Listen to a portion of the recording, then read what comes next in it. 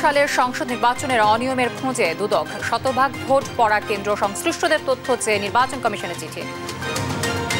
সাবেক সিইসি নুরুল হুদাকে 10 দিনের রিমান্ডে চায় পুলিশ। মব জাস্টিসে জড়িতদের বিরুদ্ধে ব্যবস্থা জানালেন স্বরাষ্ট্র উপদেষ্টা। সালমান এফ রহমান, শাহজাহান খান ও আনিসুল হকের 2 দিন করে রিমান্ড। সাবেক প্রতিমন্ত্রী তাজুল ও এমপি সারোয়ার গ্রেফতার। দেশের জন্য স্কাউটস সদস্যদের আত্মপ্রতি বিশ্বের বুকে বিরল। কাপ কার্নিভালে প্রধান উপদেষ্টা নেতৃত্ব বিকাশের আহ্বান।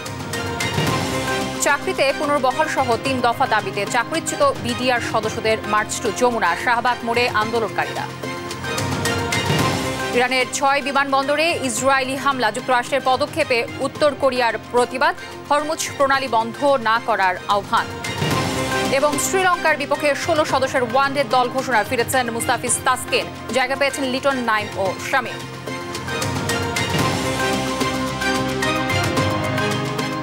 দর্শক, আমন্ত্রণ সংবাদ দুপুরে শুনছিলেন শিরোনামগুলো, সঙ্গে থাকছে আমি তানজিয়া জুথি। 2018 সালের জাতীয় নির্বাচনে শতভাগ ভোট পড়েছে এমন কেন্দ্রের সংশ্লিষ্ট কর্মকর্তাদের খুঁজছে দুর্নীতি দমন কমিশন। ভোট কারচুপিতে জড়িতদের তথ্য পেতে নির্বাচন কমিশনে চিঠি পাঠিয়েছে সংস্থাটি। এরই মধ্যে বেশ কিছু কর্মকর্তার নথিও হাতে পেয়েছে দুদক। একই সঙ্গে ভোটে অনিয়মের সঙ্গে জড়িতদের অবৈধ সম্পদও খুঁজছে। চলতি বছরের জানুয়ারিতে 2018 সালে রাতের ভোটের অভিযোগের অনুসন্ধান শুরু করে দুদক। অভিযোগে বলা হয়, শেখ হাসিনার নেতৃত্বে সাধারণ সম্পাদক ওবায়দুল কাদেরের সার্বিক ব্যবস্থাপনায় দিনের ভোট রাতেই সম্পন্ন হয়। আর এ কাজে সহযোগিতা করেন তৎকালীন আইজিপি জাভেদ পাটোয়ারি ও শহীদুল হক, ডিএমপির সাবেক কমিশনার আসাদুজ্জামান মিয়া, র্যাবের সাবেক মহাপরিচালক বেনজির আহমেদ, শেখ হাসিনার প্রতিরক্ষা উপদেষ্টা তারেক আহমেদ সিদ্দিক ও জনপ্রশাসন উপদেষ্টা এইচ.টি. ইমাম সহ বিভিন্ন পর্যায়ের সরকারি ও নির্বাচন কর্মকর্তারা।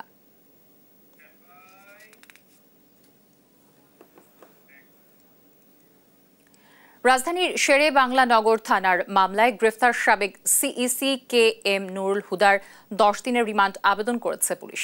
সোমবার দুপুরে ঢাকা মেট্রোপলিটন ম্যাজিস্ট্রেট আদালতে এ আবেদন করেন শেরেবাংলা নগর থানার উপপরিদর্শক শামসুজ্জোহা।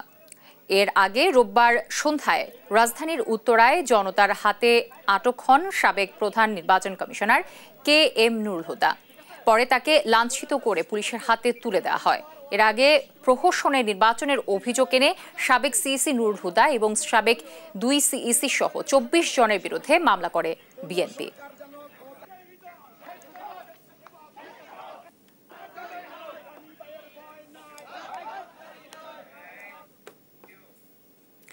সাবেক প্রধান নির্বাচন কমিশনার কে এম নুরুল হুদার ওপর হামলার ঘটনাকে মব জাস্টিস উল্লেখ করে এ ধরনের আচরণকে অনাকাঙ্ক্ষিত বলেছেন ষষ্ঠ উপদেষ্টা জাহাঙ্গীর আলম চৌধুরী। বলেন, আইনশৃঙ্খলা বাহিনীর উপস্থিতিতে এ ধরনের ঘটনা উদ্বেগজনক। বাহিনীর কারো দায়িত্বে অবহেলা থাকলে তদন্ত করে ব্যবস্থা নেয়ার কথা জানান তিনি। এম নজরুল ইসলামের পাঠানো তথ্য ও ছবিতে বিস্তারিত জানাচ্ছেন অঙ্কন চৌধুরী। সোমবার সকালে গাজীপুরের কালেকুরের মৌচাক হর্টিকালচার সেন্টার পরিদর্শনে যান স্বরাষ্ট্র উপদেষ্টা জাহাঙ্গীর আলম চৌধুরী। এ সময় সাংবাদিকদের প্রশ্নের জবাবে স্বরাষ্ট্র উপদেষ্টা বলেন, সাবেক সিইসি কে এম নজরুল হুদাকে আটকের সময় মব জাস্টিস কোনোভাবেই গ্রহণযোগ্য নয়। জানান, ঘটনাস্থলে আইনশৃঙ্খলা বাহিনীর উপস্থিতি থাকার পরও কেন এ ধরনের ঘটনা ঘটল তা তদন্তে কাজ চলছে। গাফিলতি পেলে আইনগত ব্যবস্থা নেওয়া হবে।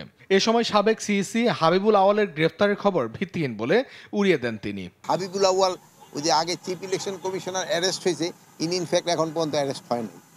অ্যারেস্ট হয়েছে নুরুল হুদা সাহেব। বাট ওনার যেভাবে করা হয়েছে যে মব জাস্টিস, এটা হলো কোনো অবস্থায় গ্রহণযোগ্য না।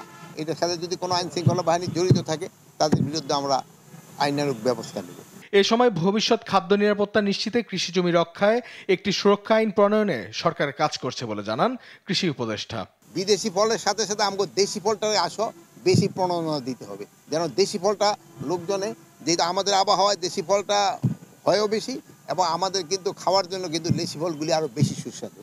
পরিদর্শনের সময় উপস্থিত ছিলেন গাজীপুর জেলা প্রশাসক নাফিস আরেফিন, জেলা পুলিশ সুপার ডক্টর চৌধুরী জাবির সাদেক সহ অন্যান্য ঊর্ধ্বতন কর্মকর্তারা। নিউজ ডেস্ক, দেশ টিভি। জুলাই আন্দোলনে যাত্রাবাড়ী থানার সাজিদুর রহমান হত্যার মামলায় সালমান এফ রহমান, আনিসুল হক ও শাহজাহান খানকে 2 দিন করে রিমান্ডে দিয়েছেন আদালত।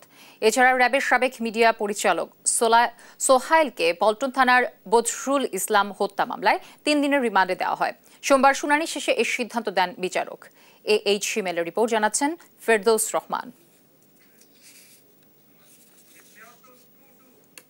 যাত্রাবাড়ী থানার সাজিদুর রহমান হত্যার মামলায় সোমবার সকালে পতিত আওয়ামী লীগ সরকারের আইনমন্ত্রী আনিসুল হক, সাবেক প্রধানমন্ত্রীর বেসরকারি শিল্প ও বিনিয়োগ উপদেষ্টা সালমান এফ রহমান ও সাবেক সংসদ সদস্য শাহজাহান খানকে আদালতে তোলা হয়। শুনানি শেষে তাদের 2 দিন করে রিমান্ড মঞ্জুর করেন বিচারক। পরে এ তথ্য জানান রাষ্ট্রপক্ষের আইনজীবী ওমর ফারুক ফারুকী। সাবেক অবৈধ আইনমন্ত্রী আনিসুল হক, সালমান এফ রহমান এবং শাহজাহান খান তার বিরুদ্ধে একটি হত্যা মামলায় রিমান্ড প্রার্থনা করা হয়। সেই মামলায় 5 দিনের রিমান্ড চাওয়া হয়। তার পক্ষে তাদের আইনজীবী ছিল, 2 দিনের রিমান্ড মঞ্জুর করা হয়। রাষ্ট্রপক্ষের আইনজীবীদের বিরুদ্ধে আসামিদের অভিযোগ প্রসঙ্গে তিনি বলেন, বিগত আওয়ামী শাসনামলে মানুষের উপর অমানবিক অত্যাচার হয়েছে। বর্তমান পরিস্থিতি মানতে না পেরে উল্টাপাল্টা কথা বলছেন তারা। আসলে মানসিক অবস্থা ওনার ঠিক নাই, সেই জন্য উনি কথাগুলো বলছেন। এদিকে পল্টন থানার বদরুল ইসলাম হত্যা মামলায় র্যাব মিডিয়া উইংয়ের সাবেক পরিচালক সোহাইলকে 3 দিন এবং সাবেক এমপি কাজী মনিরুল ইসলাম মনুকে 1 দিনের রিমান্ডে দিয়েছেন আদালত। যাদেরকে গ্রেফতার দেখানো হয় তাদেরকে জেলহাজতে প্রেরণ করা হয়। এছাড়া সাবেক প্রতিমন্ত্রী এবিএম তাজুল ইসলামকে পল্টন থানার মামলায় এবং কুষ্টিয়া 1 আসনের সাবেক এমপি সারোয়ার জাহান বাদশাকে মোহাম্মদপুর থানার মামলায় গ্রেফতার দেখানোর আদেশ দেন আদালত। ফেরদৌস রহমান, দেশ টিভি, ঢাকা। সাবেক সিসি নুরুল হুদাকে আটকের সময় যে ঘটনা ঘটেছে তার নিন্দা জানিয়েছেন পরিবেশ, বন ও জলবায়ু উপদেষ্টা সৈয়দা রিজওয়ানা হাসান। বলেন, বর্তমান সরকার একটি আদর্শ সময়ে দায়িত্ব পায়নি, তার আদর্শ পরিবেশ তৈরির চেষ্টা করছে। সোমবার সকালে নিজ মন্ত্রণালয়ে বিশ্ব পরিবেশ দিবস ও পরিবেশ মেলা উপলক্ষে সংবাদ সম্মেলনে তিনি এসব কথা বলেন। সেন্ট মার্টিনের প্রাকৃতিক পরিবেশ ফিরে আসতে শুরু করেছে জানিয়ে উপদেষ্টা বলেন, দ্বীপটি নিয়ে একটি মাস্টার প্ল্যানের চিন্তাভাবনা করা হচ্ছে। এজন্য জলবায়ু ট্রাস্ট থেকে একটি প্রকল্প নেয়ার উদ্যোগ চলছে। বায়ু দূষণ, শব্দ দূষণ, নদী দূষণ নিয়ন্ত্রণে বিভিন্ন কার্যকর পদক্ষেপ গ্রহণ ও বাস্তবায়ন করা হচ্ছে জানিয়ে তিনি বলেন, দেশের শপিং সেন্টারগুলো শতভাগ পলিথিন ব্যাগ মুক্ত হয়েছে, তবে কাঁচা বাজারগুলোতে অভ্যাসের বদল একটি চ্যালেঞ্জ হিসেবে রয়ে গেছে।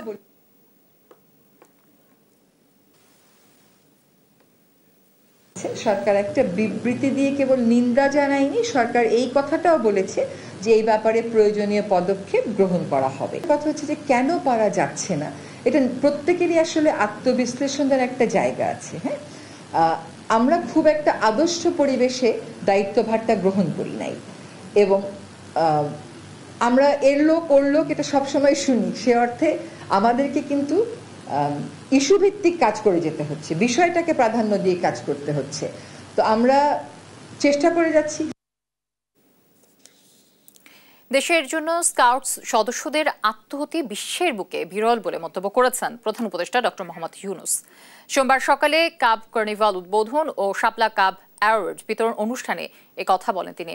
এ সময় শিশু ও তরুণীদের নেতৃত্ব, আত্ম উন্নয়ন ও সেবামূলক মনোভাব তৈরিতে স্কাউটসে যোগ দেওয়ার পরামর্শ দেন প্রধান উপদেষ্টা। ইউসুফ ভূঁইয়ার প্রতিবেদন। সোমবার সকালে প্রধান উপদেষ্টার কার্যালয়ে অনুষ্ঠিত হয় বাংলাদেশ স্কাউটসের কাব কার্নিভালের উদ্বোধন ও শাপলা কাব অ্যাওয়ার্ড বিতরণ অনুষ্ঠান। অনুষ্ঠানে প্রধান অতিথি হিসেবে অংশ নিয়ে স্কাউটস নিয়ে মধুর স্মৃতিচারণ করেন প্রধান উপদেষ্টা ডক্টর মোহাম্মদ ইউনূস। ক্লাস 7 থেকেই শুরু আমার এই যাত্রা, আর থামিনি। আমি এর মধ্যে মজে গিয়েছিলাম, এত ভালো লাগতো এটা আমার কাছে। এ সময় প্রধান উপদেষ্টা দেশের জন্য স্কাউট সদস্যদের আত্মহুতি বিশ্বের বুকে বিরল বলে মন্তব্য করেন। স্কাউট আত্মাহুতি দিল দেশের জন্য, দেশের মানুষের জন্য, নতুন বাংলাদেশ সৃষ্টি করার জন্য। সেটা দিয়েই এই ইতিহাসের সৃষ্টি। স্কাউটিং এর ইতিহাসে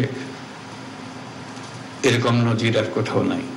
বক্তব্যে তরুণদের নেতৃত্ব, আত্ম উন্নয়ন ও সেবামূলক মনোভাব তৈরিতে স্কাউটের গুরুত্ব তুলে ধরেন ডক্টর ইউনূস। বর্তমান যে স্কাউটিং এর যে কর্মসূচি, এই এলিমেন্টগুলো, ওই দিকগুলো থাকবে যাতে করে পৃথিবী আবিষ্কার করার, নিজেকে আবিষ্কার করার একটা সুযোগ তরুণরা পায়। স্কাউটিং এ নারী ও শিশুদের অংশগ্রহণ বাড়াতেও পরামর্শ দেন প্রধান উপদেষ্টা। তোমাদের এই ভবিষ্যৎ। পরে গণ অভ্যুত্থানে শহীদ স্কাউট সদস্যদের পরিবারের হাতে শাপলা কাব অ্যাওয়ার্ড তুলে দেন অন্তর্বর্তী সরকারের প্রধান। ইউসুফ ভুঁইয়া, দেশ টিভি, ঢাকা। চাকরিতে পুনর্বহাল সহ 3 দফা দাবিতে মার্চ টু যমুনার ঘোষণা দিয়েছেন চাকরিচ্যুত বিডিআর সদস্যরা। সোমবার সকালে কেন্দ্রীয় শহীদ মিনারে অবস্থান কর্মসূচিতে এ ঘোষণা দেন তারা। পরে মিছিল নিয়ে শাহবাগে অবস্থান নেন আন্দোলনকারীরা। এতে যান চলাচল বন্ধ হয়ে যাওয়ায় ভোগান্তিতে পড়েছেন সাধারণ মানুষ। তবে পরিস্থিতি নিয়ন্ত্রণে সতর্ক রয়েছেন আইন শৃঙ্খলা বাহিনী। এ সময় কারাবন্দী, নিরাপরাধ বিডিআর সদস্যদের মুক্তি, চাকরিচ্যুত ও ক্ষতিগ্রস্ত বিডিআর সদস্যদের পুনর্বাসনের দাবি জানান তারা।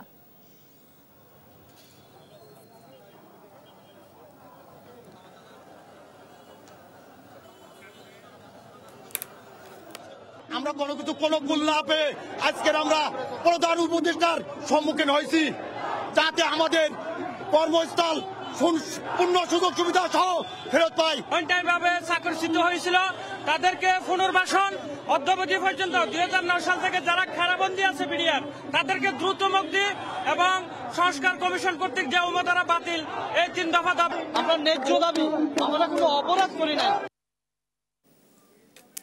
দর্শক, দাবি আদায়ে রাজধানীর শাহবাগে অবস্থান নিয়েছেন চাকরিচ্যুত বিডিআর সদস্যরা। দর্শক, এ বিষয়ে আরো বিস্তারিত জানবো আমাদের সহকর্মী তন্দ্রা তারুণ্য আছে, আমি যুক্ত হচ্ছি তার সাথে। তন্দ্রা, শুনতে পাচ্ছেন নিশ্চয়ই আমাকে?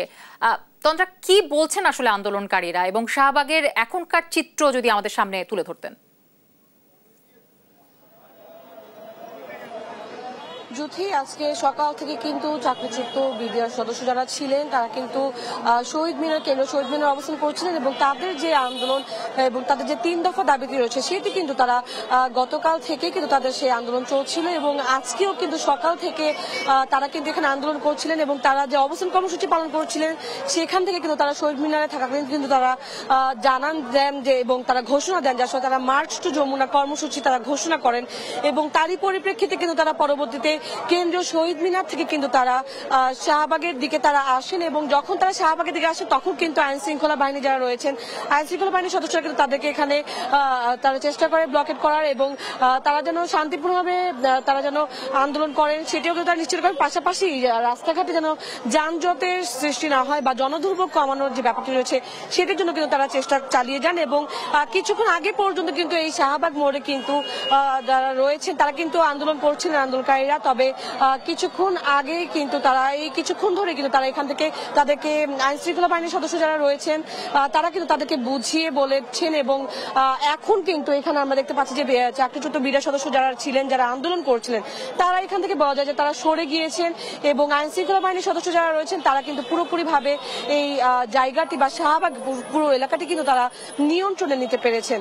তাদের যে দাবিগুলো ছিল তার মধ্যে অন্যতম দাবি ছিল যে চাকরিচ্যুত বিডিআর সদস্য যারা রয়েছেন তাদেরকে চাকরিতে পুনর্বহাল করতে হবে এবং পাশাপাশি তারা বলছিলেন যে আসলে দীর্ঘ 16 বছর ধরে যারা তারা দাবি করছেন যে আসলে দীর্ঘ 16 বছর ধরে যারা মিথ্যে মামলা বা মিথ্যে অভিযোগে যারা হচ্ছে কারাবন্দী রয়েছে তাদেরও কারামুক্তি দিতে হবে, এমনটা কিন্তু এমন দাবি নিয়ে কিন্তু তারা হচ্ছে আজকে আন্দোলন করছিলেন এবং মার্চ টু যমুনা কর্মসূচি তারা করার সময় কিন্তু তারা শাহবাগে এসে অবস্থান নিয়েছিলেন। এখন পর্যন্ত যদি আমি বলি কারা এখনো এখানে বিডিআর সদস্য, চাকরিচ্যুত বিডিআর সদস্য যারা আছেন তারা হচ্ছে এখানে এখনো অবস্থান করছেন আছেন। তবে যে পরিমাণে আমরা সকাল থেকে দেখেছি যে যত পরিমাণে তাদের যে সদস্য যারা ছিলেন সে তুলনায় কিন্তু এখন এখানে বলা যায় যে কমই রয়েছেন এবং বলা যায় যে আইন শৃঙ্খলা বাহিনীর সদস্য যারা আছেন তারাও এই পুরো শাহবাগের এই এলাকাতে কিন্তু তারা নিয়ন্ত্রণে নিতে পেরেছেন। তো এখন পর্যন্ত শান্তিপূর্ণভাবে তারা অবস্থান কর্মসূচি এখানে পালন করছেন এবং যান চলাচলও কিন্তু কিছুক্ষণ ধরে এখানে স্বাভাবিক রয়েছে। যদি এই ছিল আমার কাছে শাহবাগ থেকে সর্বশেষ। তন্দ্রা, আপনাকে অসংখ্য ধন্যবাদ। দর্শক, শাহবাগ থেকে যুক্ত ছিলেন আমাদের সহকর্মী তন্দ্রা তারুণ্য। হাসিনা পালালেও অবৈধ দখল ছাড়েনি হাসিনার গণভবনের সাবেক সিনিয়র বাইন্ডার দিন মোহাম্মদ। মতিঝিল সরকারি কলোনির মধ্য দিয়ে তিনি গড়ে তুলেছেন বস্তি ঘর। উচ্ছেদ নোটিশ করায় আরও হুমকি ধামকি দিয়ে যাচ্ছেন গণপূর্ত অধিদপ্তরের কর্মচারীদের। গুপ্ত সংকেত পরিদপ্তরকে বিষয়টি জানানো হলেও কোনো ব্যবস্থা নেওয়া হয়নি। এম এ আজিম জানাচ্ছেন বাকিটা। গণভবনে হাসিনার সিনিয়র বাইন্ডার ছিলেন দিন মোহাম্মদ। গণভবনের একজন কর্মচারী হয়েই তিনি যেন ক্ষমতা রাখেন প্রধানমন্ত্রীর। অবসরে গিয়েও তিনি থাকেন মতিঝিল সরকারি কলোনিতে। কলোনির মধ্যে টিনের ছাপড়া দিয়ে গড়ে তুলেছেন একাধিক বস্তি ঘর, যা রীতিমতো ভাড়া দেন দিন মোহাম্মদ। আপনারা কয় টাকা ভাড়া দেন? আমি কারেন্টের খরচা দিই আর কি। বিদ্যুৎ সংযোগ কে দিছে? উনি দিছে। সরকারি কলোনির মধ্যে তোলা ঘরগুলোর বিদ্যুৎ সংযোগও দেয়া হয়েছে দিন মোহাম্মদের সরকারি বাসভবন থেকে। তার দখল থাবা থেকে বাদ পড়েনি কলোনির পানির পাম্পটিও। দিন মোহাম্মদের দখল অপসারণে 2013 সালেই নোটিশ করে গণপূর্ত অধিদপ্তর। তবে গণভবনের ক্ষমতাকে কাজে লাগিয়ে 12 বছরেও কোনো নোটিশের তোয়াক্কা করেনি তিনি। উল্টো পাম্প চালককে দিয়ে আসছেন হুমকি ধামকি। সে আমার পাম্পের যা এরিয়া আছে উনি দখল করে একের পর এক ঘর তুলে ভাড়া প্রদান করে আসতেছে দীর্ঘ অনেক বছর। কিন্তু আমার অফিস থেকে চিঠি দেওয়ার পরেও সে অফিস থেকে তোয়াক্কা তো করেই না, ভাঙেও না, অপসারণও করে না। উনি হচ্ছে গণভবনে চাকরি করে, শেখ হাসিনার পিয়ন। এই জন্য মনে করেন সে আমাদের অফিসে গণপূর্ত বিভাগে তোয়াক্কা করে না, কিছু মনেই করে না, ওর কাছে ডন কেয়ার, বিষয়টা এমন। তবে ভাড়া দেওয়ার বিষয়টি অস্বীকার করলেও কাজের লোকের জন্য ঘর তুলেছেন বলে স্বীকার করেন দিন মোহাম্মদ। গণভবনের কথা জানতে চাইলে সটকে পড়েন তিনি।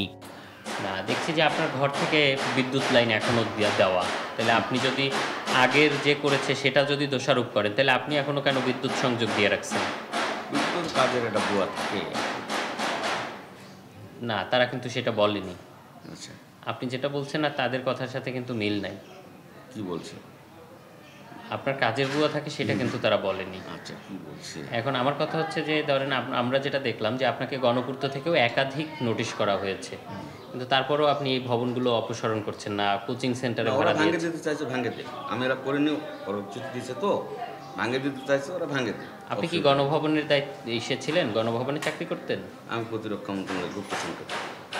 সে ডিউটিটা কোথায় ছিল?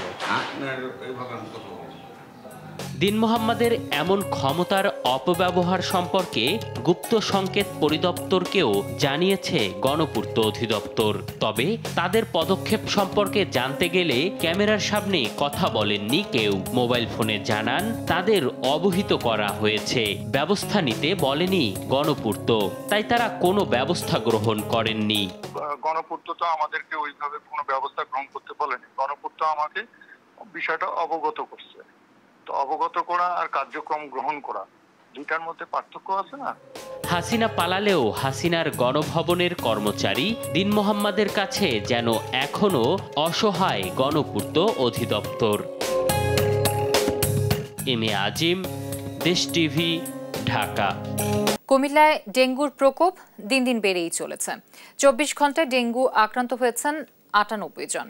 রোববার মারা গেছেন 1 জন। এ নিয়ে চলতি বছর ডেঙ্গুতে আক্রান্ত হয়ে শুধু দাউদকান্দি উপজেলায় মারা গেছেন 5 জন।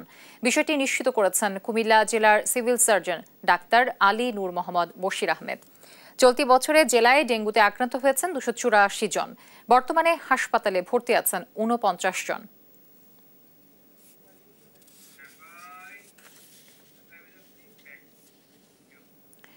দেশজুড়ে বেড়েছে ডেঙ্গুর প্রকোপ। কুমিল্লার সংক্রমণের সবশেষ পরিস্থিতি জানাতে যুক্ত হচ্ছেন সহকর্মী সুমন কবির। সুমন, জেলায় ডেঙ্গু আক্রান্তের সংখ্যা কেমন দেখছেন এবং হাসপাতালে প্রয়োজনীয় চিকিৎসা সেবা মিলছে কিনা, কি তথ্য রয়েছে আপনার কাছে?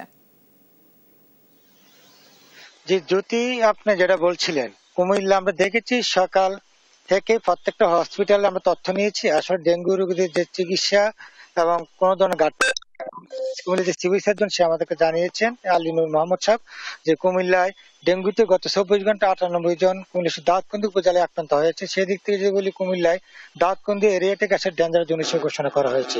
আপনাকে আমি আরেকটু বিষয় জানা রাখি, কুমিল্লার যে সিভিল সার্জন এবং জেলা প্রশাসন সমন্বয় উপজেলা দাউদকান্দি উপজেলা পৌর সদরের সমন্বয় একটা কমিটি গঠন করা হয়েছে এবং ওই এলাকাটা ফগার মেশিন দিয়ে সকলের আঙ্গিনা পরিষ্কার করার জন্য বিভিন্ন কমিটি গঠন করা হয়েছে এবং সকল আঙ্গিনা পরিষ্কার করছেন। সেদিক থেকে আমি বলি কুমিল্লা জেলা সদর, কুমিল্লা যে 17টি উপজেলা, কুমিল্লা জেলা সহকারে সকল সিটি কর্পোরেশন সবখানে আসলে আমরা ডেঙ্গুর নিয়ন্ত্রণের জন্য ফগার মেশিন ব্যবহার করা হচ্ছে এবং সিটি কর্পোরেশন পৌরসভা এবং সকল যার যার অবস্থান থেকে আঙ্গিনা পরিষ্কার করার চেষ্টা করছেন এবং আরো বলছেন সকলকে সচেতনতা বৃদ্ধি করতে। এদিকে জেলা সিভিল সার্জন জানিয়েছেন ডেঙ্গু থেকে আক্রান্ত থেকে বাঁচতে হলে আসলে সকলকে একযোগে কাজ করতে হবে। আসলে ডাক্তার নির্লসভাবে কাজ করছে প্রত্যেকটা উপজেলার সদর হাসপাতালগুলো ডাক্তার রয়েছে, কুমিল্লা মেডিকেল কলেজ হাসপাতালে ডাক্তার বিভিন্ন পরীক্ষা করার জন্য ডেঙ্গু পরীক্ষা করার জন্য সকলকে সহযোগিতা করছেন এবং সকলকে নিয়ম মেনেই আসলে এই ডেঙ্গু থেকে রক্ষা পাওয়ার জন্য কাজ করছেন। বিশেষ করে দাউদকান্দি উপজেলার ডেঙ্গু বাড়ার কারণ হচ্ছে ঢাকার পার্শ্ববর্তী এরিয়া, এই কারণে দাউদকান্দির যারা আছে ঢাকাতে চিকিৎসা নেওয়ার জন্য আসলে চলা যায় বিভিন্ন হসপিটালে। এবং আরেকটি বিষয় জানা রাখি, ডেঙ্গুতে পর্যন্ত প্রায় 1100 রোগীর আসলে উপর আক্রান্ত হচ্ছে দাউদকান্দি সহ কুমিল্লা জেলায়, তার মধ্যে সরকারি হিসেবে 284 জন, 5 জন নিহত হয়েছে ডেঙ্গুতে কুমিল্লা দাউদকান্দিতে। আরেকটি বিষয় জানিয়ে রাখি, কুমিল্লার এই বেসরকারি হসপিটালগুলোতে আসলে ডেঙ্গু রোগীর সংখ্যা বেশি পাওয়া গিয়েছে সরকারি হসপিটাল থেকে। সেই মোতাবেক সরকারি হসপিটালে 49 জন ভর্তি এবং সবকিছু মিলে আমি আপনাকে এক মিনিট তথ্য দিয়ে রাখি, ডেঙ্গু যেভাবে বাড়ছে কুমিল্লা করোনা কিন্তু বাড়ছে এবং সকলকে সচেতনতা বৃদ্ধির কোনো বিকল্প নেই। ডাক্তাররা বলছেন সকলে একযোগে কাজ করলে ডেঙ্গু এবং করোনা থেকে আসলে মুক্তি করা সম্ভব। তো এই বিষয়ে যখন কথা বলার চেষ্টা করেছি বিভিন্ন হসপিটাল, তারা আমাদেরকে জানিয়েছেন যে ডেঙ্গু রোগী দিন দিন যে বৃদ্ধি করছে তার প্রকোপ যত কমে আসে, সচেতনতা একমাত্র তার চাবিকাঠি। এই ছিল কুমিল্লা থেকে সর্বশেষ জ্যোতি। সুমন, ধন্যবাদ আপনাকে। দর্শক, কুমিল্লা থেকে যুক্ত ছিলেন আমাদের সহকর্মী সুমন কবির। আওয়ামী আমলে ভোট চুরির সঙ্গে যারা জড়িত ছিল তাদের অবিলম্বে আইনের আওতায় আনার দাবি জানিয়েছেন বিএনপি চেয়ারপারসন উপদেষ্টা জয়নুল আবেদিন ফারুক। সোমবার জাতীয় প্রেস ক্লাবে আয়োজিত এক অনুষ্ঠানে এ দাবি জানান তিনি। শেখ হাসিনা সম্পূর্ণ আমাদের পার্শ্ববর্তী যারা বন্ধু বলে আমাদের ভাবে সেই ভারতীয়দের নির্দেশেই বাংলাদেশি রাজনীতি করে। যেই ভারতে 71 সালে স্বাধীনতার পর প্রথম একজন মুক্তিযোদ্ধাকে জেলে নিয়েছিল মেজর জলিল, তার প্রতিবাদ ছিল আমার অস্ত্র এখানেই থাকবে। দুর্বৃত্তদের রেখে যাওয়া বোমা সদৃশ বস্তু, চিরকুট ও কাফনের কাপড় আতঙ্কে মেহেরপুর জেলার গাংনী উপজেলার বাসিন্দারা। এসব চিরকুটে শেখ হাসিনা শিগগিরই ফিরবে এবং বিএনপির কেউ পার পাবে না বলে হুমকি দেওয়া হবে। আক্তারুজ্জামানের রিপোর্ট, জানাচ্ছেন নুসরাত শোভা। বোমা আতঙ্কে দিন কাটাচ্ছেন মেহেরপুরের গাংনী উপজেলার বাসিন্দারা। জেলার বেশ কিছু বাড়িতে একের পর এক বোমা সদৃশ বস্তু, চিরকুট ও কাফনের কাপড় রেখে হুমকি দিয়ে যাচ্ছে দুর্বৃত্তরা। এসব চিরকুটে শেখ হাসিনা ফিরে আসবে শিগগিরই এবং জেলার বিএনপির কেউ পার পাবে না বলে হুমকি দেয়া হচ্ছে। গাংনী পৌর শহরের চৌগাছা গ্রামের ব্যবসায়ী জয়নাল আবেদিনের বাড়ির গেটে 2টি বোমা, কাফনের কাপড় ও চিরকুট রেখে যায় সন্ত্রাসীরা। এছাড়া এলাঙ্গি গ্রামে সুমনের বাড়িতে, গোপালনগরের বিএনপি নেতা রবিউল ইসলামের দোকানের সামনেও এসব জিনিস রেখে যায় অজ্ঞাতনামারা। এছাড়াও উপজেলার বিভিন্ন স্থান থেকে 4 মাসে প্রায় 14টি হাত বোমা সদৃশ বস্তু উদ্ধার করেছে পুলিশ। বোম একটা পড়েছিল এখানে, তবে বোম দেখে আমাদের মধ্যে একটা আতঙ্ক সৃষ্টি হয়েছে। সকালবেলায় সে বোমটা ধরেন পাওয়া গেছে, আমার গ্রামের লোক তখন আতঙ্ক আছে, পুলিশ এখন বাইর করতে পারেনি। উদ্ধার করা বস্তু বোমা কিনা তা পরীক্ষা করে সন্ত্রাসীদেরকে চিহ্নিত করতে মাঠে কাজ চলছে বলে জানিয়েছে পুলিশ। বিভিন্ন জায়গায় বোমা সদৃশ বস্তু পাওয়া যাচ্ছে আর কি। আমরা এগুলো যখন সংবাদ পাই ঘটনাস্থলে গিয়ে এগুলো আমরা রিকভারি করে নিয়ে এসে পরীক্ষার জন্য বিজ্ঞ আদালতের অনুমতি সাপেক্ষে আমরা পরীক্ষা করে দেখছি এটা আসলে বোমা কিনা বা অন্য কোনো কিছু কিনা। দ্রুত দুর্বৃত্তদের চিহ্নিত করে আইনের আওতায় আনার দাবি স্থানীয়দের। নিউজ ডেস্ক, দেশ টিভি।